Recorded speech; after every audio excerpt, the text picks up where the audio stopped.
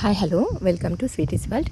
ఇవాళ మనము పులిహోర ఎలా చేయాలో తెలుసుకుందామండి. ఇందుకోసం కావాల్సిన ఇంగ్రీడియంట్స్ ఏంటంటే వేరుశెనగ గింజలు, కందిపప్పు, నువ్వులు, ఎండు కొబ్బరి, ఉద్దిపప్పు,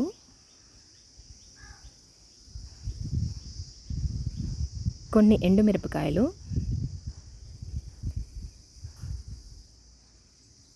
పచ్చిశనగపప్పు, జీలకర్ర, మిరియాలు. వీటన్నిటిని మనము ఈక్వల్ క్వాంటిటీలో తీసుకుందామండి. ఒక మిరియాలు మిరపకాయలు తప్ప మిగిలినవన్నీ ఈక్వల్ క్వాంటిటీలో తీసేసుకొని ఒక బాండ్లీ పెట్టేసుకొని అందులో ఒక్కొక్కటిగా లో ఫ్లేమ్ మీద బాగా క్రిస్పీగా ఫ్రై చేసుకోవాలండి. ఇలాగ క్రిస్పీగా ఫ్రై చేసుకోవడం వల్ల పులిహోర పౌడరు కొన్ని రోజుల పాటు కూడా నిల్వ ఉంటుంది. మనకి క్రిస్పీగా ఫ్రై చేసుకోకపోతే తొందరగా పచ్చివాసన ఉంటుంది, తొందరగా పాడైపోయే అవకాశం ఉంటుంది. కాబట్టి వాటిని మెల్లగా లో ఫ్లేమ్ మీద రోస్ట్ చేసుకోవాలి.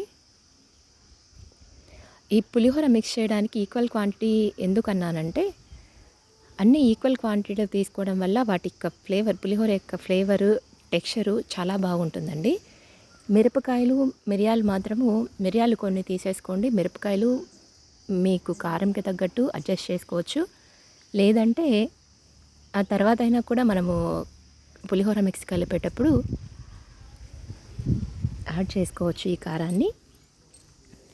ఇవి ఫ్రై అవ్వడానికి కొంచెం ఎక్కువ టైమే తీసుకుంటుందండి.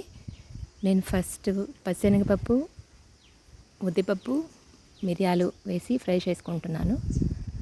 అవి ఫ్రై చేసేటప్పుడు తొందరగా ఫ్రై అయ్యేవి, ఎక్కువసేపు ఫ్రై అయ్యేవి కలిపి వేయకండి. అలా వేస్తే తొందరగా ఫ్రై అయ్యేవి మాడిపోతాయి, లేటుగా ఫ్రై అయ్యేవి వేయకుండా ఉంటాయి. కాబట్టి ఎక్కువసేపు ఫ్రై అయ్యేవి సపరేట్గా, తక్కువ టైంలో ఫ్రై అయ్యేవి సపరేట్గా మనం వేయించుకుంటే సరిపోతుందండి. అయితే ఈ పులిహోర మిక్స్ చేసుకోవడానికి కొంచెం టైం తీసుకుంటుంది, కానీ చేసుకొని ఒక డబ్బాలో స్టోర్ చేసుకున్నామంటే పిల్లలకి స్కూల్కి కానీ మార్నింగ్ టిఫిన్ టైమ్స్ కానీ ఈజీగా చేసేసుకొని పిల్లలకి టిఫిన్ బాక్స్ సర్ది చేయొచ్చు. దానివల్ల వర్కింగ్ ఉమెన్స్కి పొద్దున్నే టైం బాగా సేవ్ అవుతుందండి. హాలిడేస్ రోజు ఇలా చేసేసుకొని పెట్టేసుకుంటే మనం వర్క్ చేయడానికి, జాబ్కి వెళ్ళడానికి కానీ, పిల్లలకి మార్నింగ్ అవర్స్లోనే స్కూల్ ఉందనుకోండి, వాళ్ళకి టిఫిన్కి రెడీ చేయడానికి కానీ టైం బాగా కలిసి వస్తుంది. ఇలా ఫ్రై చేసుకున్న వాటిని ఒక ప్లేట్లోకి తీసుకొని వాటిని బాగా కూల్ అయ్యేంత వరకు పెట్టాలండి. ఇప్పుడు నేను వేరుశెనగ గింజలు, కందిపప్పు వేసుకొని ఫ్రై చేసుకుంటున్నాను. ఈ పులిహోర మిక్స్లో జీలకర్ర కొంచెము క్వాంటిటీ ఎక్కువగా వేసుకోవాలండి. జీలకర్ర ఫ్లేవర్ ఉండడం వల్ల పులిహోరకి కొంచెం మంచి టేస్ట్, అంటే డిఫరెంట్ టేస్ట్ అంటూ వస్తుంది. లేదా మీకు నచ్చినట్లు యాడ్ చేసుకుంటాము ఈక్వల్ క్వాంటిటీలో అంటే అలా అయినా పర్లేదు. కొద్దిమంది ధనియాలు కూడా యాడ్ చేస్తారండి. ధనియాలు కొద్దిమందికి యాడ్ చేస్తారు, కొద్దిమందికి నచ్చదు. నేనైతే ధనియాలను యాడ్ చేయను. దీంతోపాటు మనము చింతపండును కూడా ఫ్రై చేసి తీసుకోవచ్చండి. చింతపండును కూడా తీసుకుంటాము. కొద్దిమంది మనము ఒకవేళ బయట ఎక్కడికైనా పులిహోర పౌడర్ని పంపించాలి మిక్స్ చేసి, పిల్లలు ఎక్కడైనా బయట ఉన్నప్పుడు అంటే వాళ్ళు చింతపండుని అప్పటికప్పుడు నానబెట్టుకొని చేసుకోలేరు. కాబట్టి ఇందులోనే తగినంత క్వాంటిటీలో చింతపండుని కూడా యాడ్ చేస్తామండి. ఇలా చేయడం వల్ల మనం రైస్కి జస్ట్ పోపు పెట్టుకొని కలుపుకోవచ్చు. లేదు మనము చింతపండు కొంచెం ఇంట్లోనే ఉంటాము, కలుపుకుంటామని ఎలాగైతే ఇందులోకి యాడ్ చేసుకోవాల్సిన పని లేదు. ఇలా అన్నింటినీ బాగా ఫ్రై చేసేసుకోవాలి. ఎండు కొబ్బరి అన్నది క్వాంటిటీ మీ ఇష్టం అండి. కొద్దిమంది కొబ్బరి ఎక్కువ తినే వాళ్ళు ఉంటారు, కొద్దిమందికి కొబ్బరి నచ్చని వాళ్ళు ఉంటారు. అలాంటి వాళ్ళు కొంచెం తక్కువగా స్కిప్ చేసుకొని వేసుకోవచ్చు. ఈ కొబ్బరిని వేయించైనా తీసుకోవచ్చు, లేదంటే తురుపట్టైనా తీసేసుకోవచ్చు అండి. తురుపట్టి తీసుకునేలాగితే వాటిని పౌడర్ చేసిన తర్వాత కలుపుకోవాలి.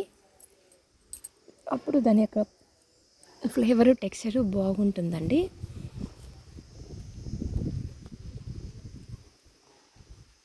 ఇలా బాగా ఫ్రై చేసేసుకుంటూ ఉండాలి, ఒక్కొక్క దాన్ని సపరేట్గా. చూడండి నేను ఎలా ఫ్రై చేసుకుంటున్నానో అలాగా ఫ్రై చేసేసుకోండి.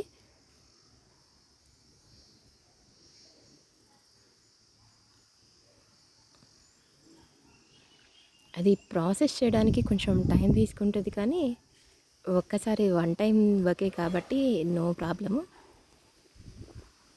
ఇప్పుడు చింతపండు కూడా నేను ఫ్రై చేసుకుంటున్నానండి.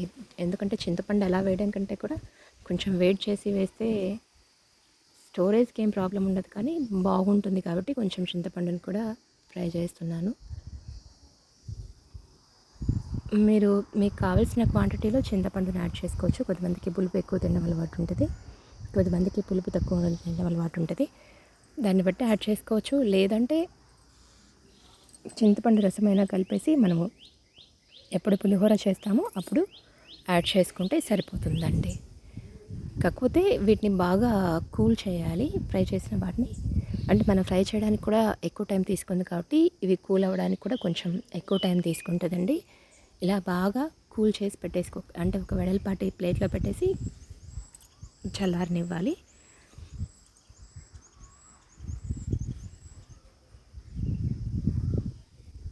ఇలా చల్లారుతూ ఉన్నప్పుడే మనం కూడా ఒకవైపున మనకు రైస్ని పెట్టేసుకున్నామంటే ఈ పౌడర్ రెడీ అయిపోయే లోపల మనకు రైస్ కూడా కుక్ అయిపోతుంది కదండి.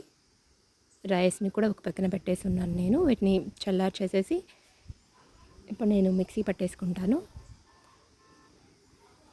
మిక్సీ పట్టేటప్పుడు మరీ ఫైన్ పౌడర్గా కాకుండా కొంచెము బరకగా పట్టేసుకున్నామంటే చాలా బాగుంటుందండి. దీంట్లోకి అయితే నేను సాల్ట్ ఏమి యాడ్ చేయట్లేదు. సాల్ట్ యాడ్ చేయకుండానే చింతపండు యాడ్ చేసి పెట్టేసుకున్నాను. ఈ మనం మిక్సీ పట్టేసిన తర్వాత మనకు కావాల్సిన రైస్ని, అంటే కుక్ చేసిన రైస్ని కొంచెం చల్లారనివ్వాలి. చల్లారిస్తే రైస్ ముద్దగా కాకుండా కొంచెం పొడి పొడిగా ఉంటుంది. ఇలాగ రైస్ చల్లార్చిన తర్వాత ఒకవైపున రైస్ చల్లారుతుంది, ఒక పక్కన పౌడర్ అయిపోయింది. ఒక బాండిలో కొంచెం ఆయిల్ తీసేసుకొని అందులోకి ఇంగువ, పోపు దినుసులు, 2 కట్ చేసిన పచ్చిమిరపకాయలు, లేదా మీకు నచ్చినట్లయితే ఎండుమిరపకాయలు తీసేసుకోండి. మనం ఇందాక అనుకున్నాం కదా చింతపండు తక్కువగా యాడ్ చేసుకుంటే, ఇప్పుడు చింతపండుని నానబెట్టి దాని యొక్క రసం కూడా తీసి పెట్టేసుకుందాము. ఇలాగ చేయడం వల్ల ఒకవేళ మనం చింతపండు వేసుకోవడం తక్కువ అనిపెట్టినట్లయితే ఇప్పుడు చింతపండు రసంని యాడ్ చేసేసుకుంటాము. ఈ పచ్చిమిర్చి కూడా పోపులోకి ఎందుకంటే కొంచెం ఫ్లేవర్ వస్తుందండి పచ్చిమిర్చి వేయడం వల్ల. మీకు పచ్చిమిర్చి ఇష్టం లేదు అనుకుంటే ఎండుమిర్చి యాడ్ చేసుకోండి. మనకి కారం సరిపోయినంత ఉందా లేదా చూసుకోవడానికి ఇప్పుడు ఇందులోనే కొంచెం కారంని, కొంచెం పసుపుని యాడ్ చేస్తున్నాను. దీనికి తగ్గట్టు నేను సాల్ట్ని కూడా యాడ్ చేస్తున్నానండి. సాల్ట్ యాడ్ చేసుకొని కాసేపు ఫ్రై చేసుకుంటాను.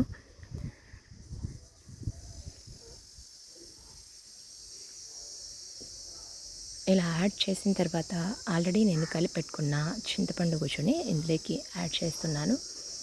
యాడ్ చేసి బాగా కలిపి బాగా మగ్గేలాగా, అంటే చింతపండు పులుసు పచ్చి తీసాం కదా అది బాగా ఉడికేలాగా పెట్టేశాను. ఇప్పుడు ఆల్రెడీ నేను కొంచెం రైస్ని పక్కన తీసి పెట్టుకున్నానండి. ఇందులోకి నేను రెడీ చేసి పెట్టుకున్న పులిహోర పౌడర్ ఉంది కదా దాన్ని కావాల్సిన క్వాంటిటీలో కలిపేస్తున్నాను. ఇలాగ కావాల్సిన క్వాంటిటీలో ముందే కలుపుకోవడం వల్ల రైస్కి మనం వేసినటువంటి ఇంగ్రీడియంట్స్ యొక్క ఫ్లేవర్ చాలా బాగుంటుందండి.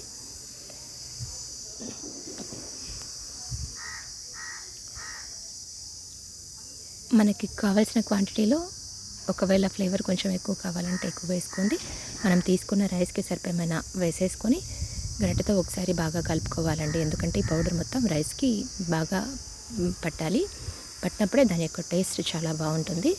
ఇలా బాగా కలుపుకున్న తర్వాత మనం ఆల్రెడీ చింతపండు పులుసుని ఒకటి ఫ్రై చేసి పెట్టుకున్నాం కదండి. లేదా మనం చింతపండు ఎక్కువ వేసుకుంటే జస్ట్ పోపు దినుసులో ఉన్నటువంటి ఆయిల్ని ఇందులోకి వేసేసుకోవాలి. అది కూడా కావలసిన క్వాంటిటీలో వేసుకొని కలుపుకోవాలండి.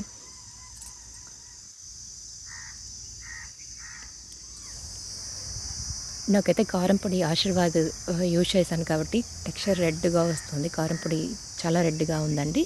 దానివల్ల మనం వేసిన పసుపు యొక్క టెక్స్చర్ కూడా కనిపించకుండా కారం కలర్ దాన్ని డామినేట్ చేసింది. ఇలాగ బాగా కలిపేసుకొని చూడండి ఎంత మంచి కలర్లో చాలా బాగుంది. ఒకసారి మనం టేస్ట్ చూసి దానికి సాల్ట్ ఏమైనా తక్కువ ఉంటే అడ్జస్ట్ చేసుకోవాలండి. ఇలాంటి మరిన్ని వీడియోల కోసం నా ఛానల్ని